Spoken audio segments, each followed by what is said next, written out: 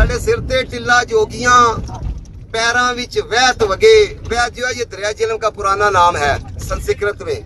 साडे सिर ते टिल्ला जोगियां, पैरां विच वहत वगे। मुख चमके दीपक सूरिया, मन चंदर जोत जगे। पत्थर चूं चश्मा फुटिया, बन तीरथ राज कटास। ए अमृत जल स्वर्ग दा, इथे रूह दी बुझदी प्यास। धरती दा सीना चीर दे, ला टकियां वांगर जोर।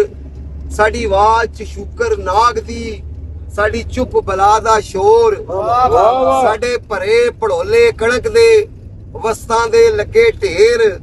परबत वल्लू धाड़ भी आ लथे ने अज फेर। ए भुखे नंगे लोक ने, पर घोड़ियां ते असवार। इस रज्जे पुज्जे पिंड दा, ढगियां दी कंड ते भार। हर वारी घोड़ा जितदा, ते ढगा जांदा हार। पर असी डिंगे वांग कमान दे, असी सिद्धे वांगर तीर। एक हथ विच रंबा दातरी, एक हथ विच है शमशीर। सानू खाज खिजर दा थापड़ा, साडी कंड ते पंजे पीर। एक वार दे नाल सवार नू सड़े घोड़े देसां चीर। असी लोहा मोम बढ़ाउंदे, साडे हथ अग्नि दा ता। पानी नू संगल मारिए, साडे काबू विच हवा।